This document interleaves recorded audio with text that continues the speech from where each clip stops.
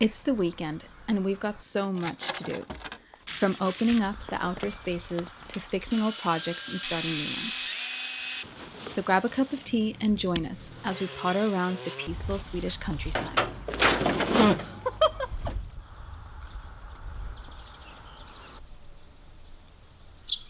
This spring has been a cold and wet one so far. Flowers are late to bloom, and it's hard to believe it's the 10th of May. By now, we normally would have set up the outdoor furniture and done some spring cleaning. I'm just thankful that we finally can do so, because it's always better late than never.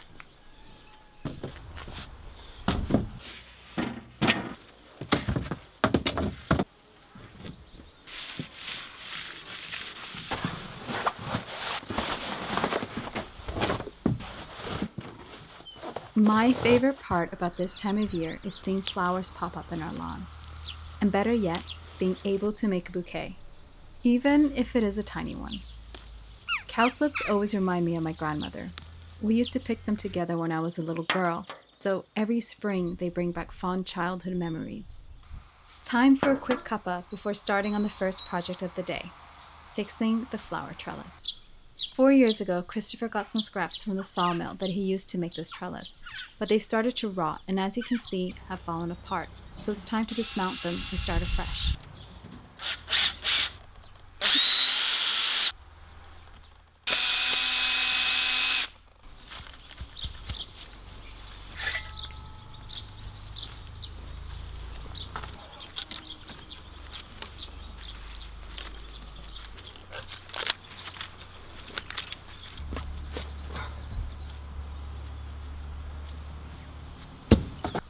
A lot of the tools in our shed have been used for generations. I think the axe is at least 100 years old. Our neighbor had a bunch of wooden poles that they weren't using. They kindly gave them to us so we can make a new trellis. Fun fact, or maybe not so fun, but these poles are traditionally used to make fences here in Sweden known as gärdsgård. That means they're made to withstand the elements and will hopefully last us a long time. Chris is always saving scraps of wood and plastic, things that normally wouldn't end up in a bin. But somehow he always manages to find a way to use them, like here, to straighten and fasten the poles and their anchors.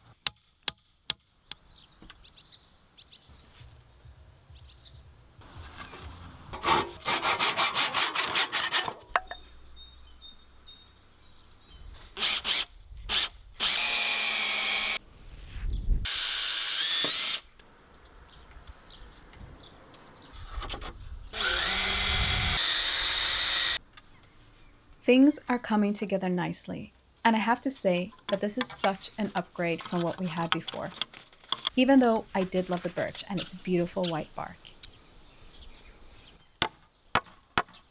Now all that is left to do is reattaching the wire to support the rows on the right, because the one on the left is getting moved.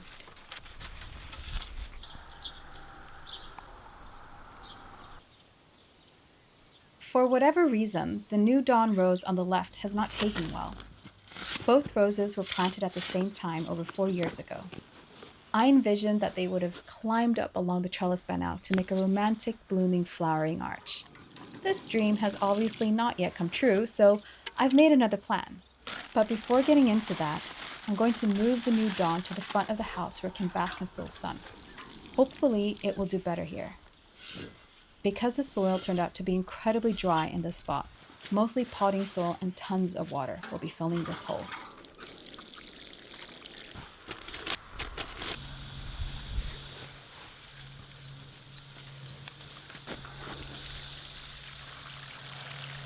So, I found a wisteria variety called Kentucky Blue that should survive in our growing zone, and I am just trying to keep my excitement in check just in case it doesn't work out. I always wanted wisteria in the garden, but didn't think it was possible, so fingers crossed it will thrive here.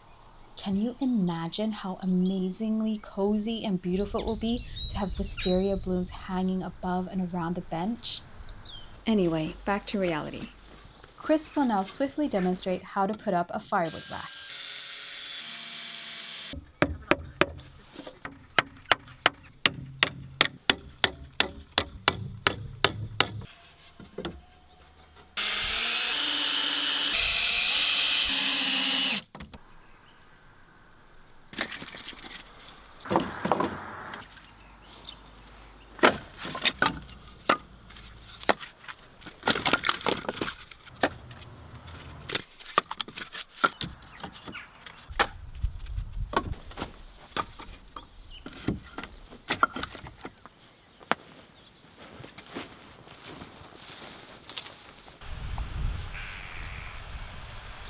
The grass is really long and long due a mow. Because it's been a very rainy spring, we haven't been able to take out our beloved Foffe, the hard-working, slightly geriatric robotic lawnmower. Honestly, there wouldn't be so much free time at the cottage if he wasn't up and running. Here he is, 11 years old. Chris is now changing the level at which the blade will sit that cuts the grass. Bit tricky, but nothing WD-40 can't fix. Foffe may be on his last years, but his blade sure looks fit to kill.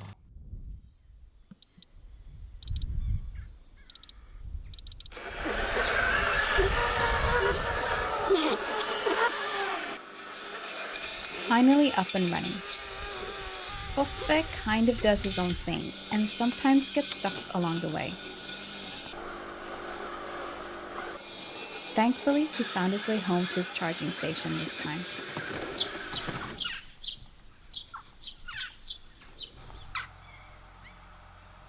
And now back to one of my favorite spots, the kitchen garden. You can never have enough flowers, so I've decided to make 2 mini borders in the corners of the raised beds. All I need is some string, a pair of scissors, tin shears, and the border itself. I use a string to map out where I want the border to be and also as a means to figure out how long it needs to be.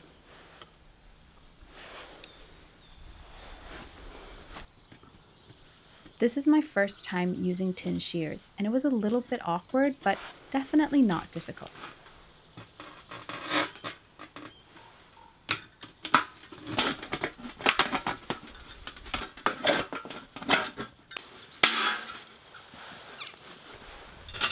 After making sure the border fit, I just use it as a template to make the other one.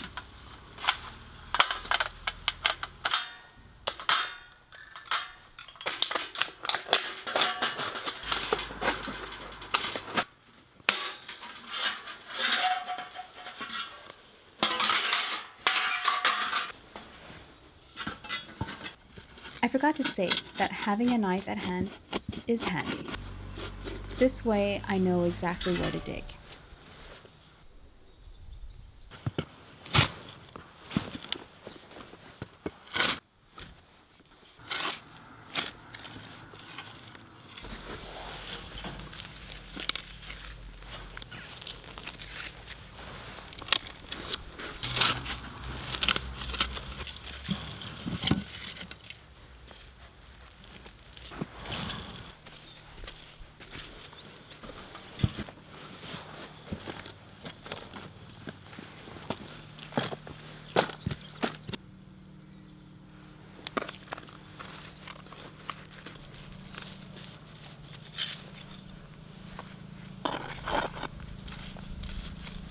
Now that the border is in place, it's time to sow some nasturtiums. I've chosen a peach-colored variety called Cherry Rose. I've never seen it firsthand, but I'm hoping it will look amazing here.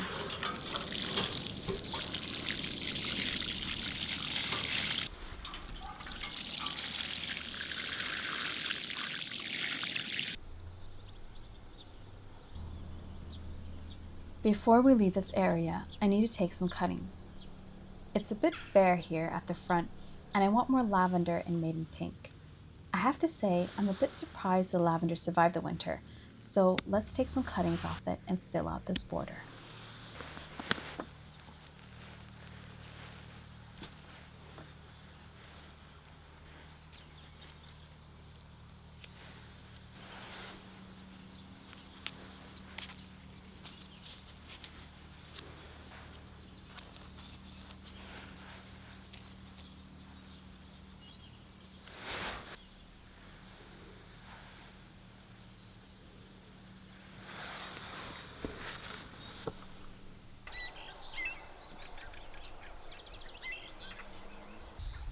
We have a corner in the garden that has been taken over by a bush and tons of weeds.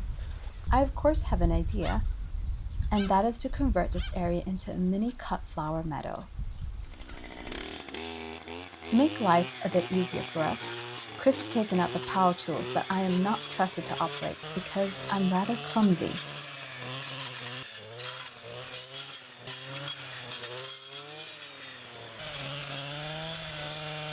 can, however, do some tidying up and fill up the pickup with debris.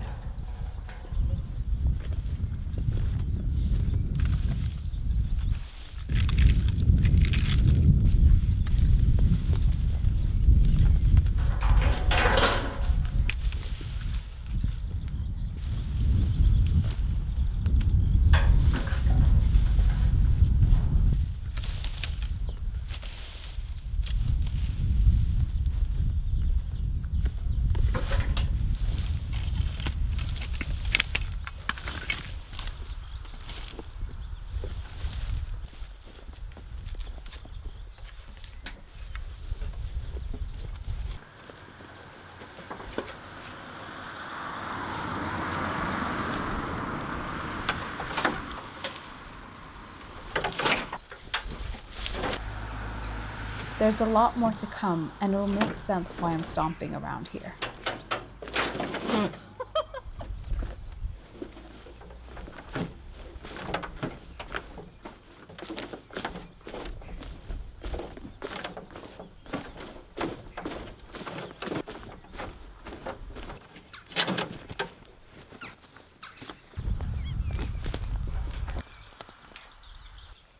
There's a whole lot of digging to do.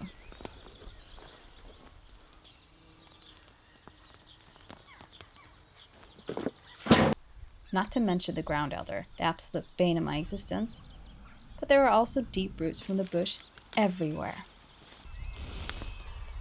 So for this to not take a lifetime, I'm going to need some help.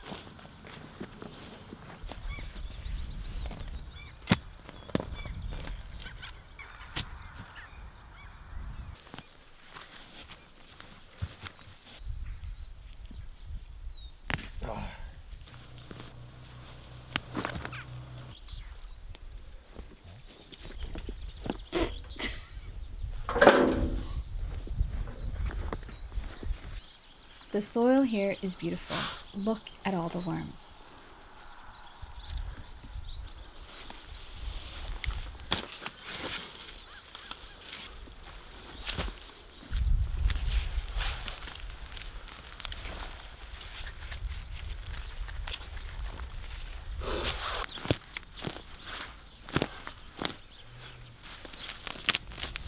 We try to save as much soil as possible when removing the grass and roots.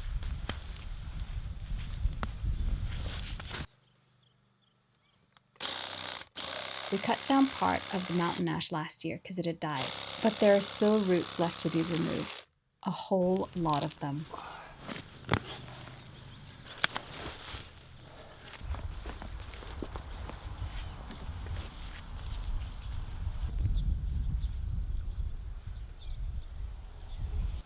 And now for the fun bit, getting the border in place. Before attempting this project, we roughly measured the area we wanted to cover. The metal sheets are 5 meters long, so we knew we'd need more than one and that we'd need to screw a couple of them together in order to get the best result.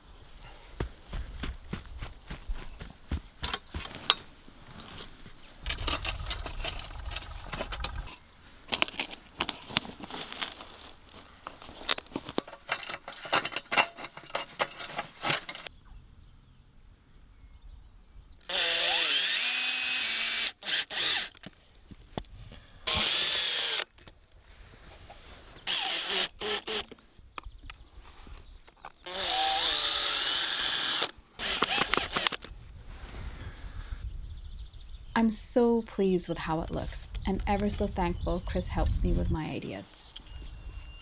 Now I just need to level out the soil and add a bit of potting soil I saved from empty pots last year.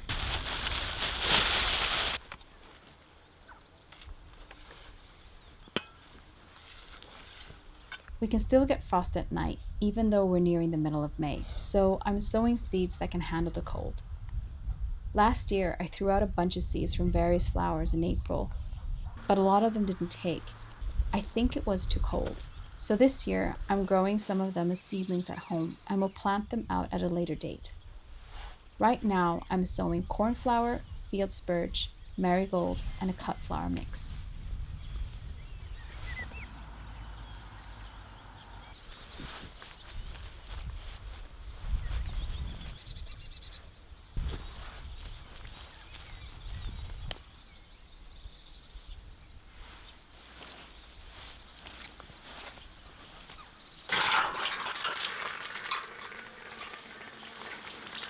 Because the weather has been so unpredictable this year, I've decided to cover the soil with this fiber cloth. This will hopefully protect tiny seedlings against unexpected frost.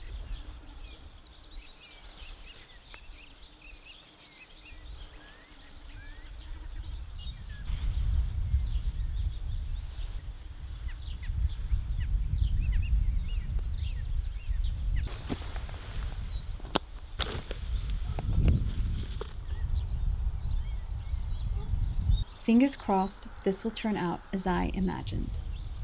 Only time will tell. Now it's time to enjoy what's left of the weekend. Thank you for joining us today and hope to see you soon with some much awaited updates.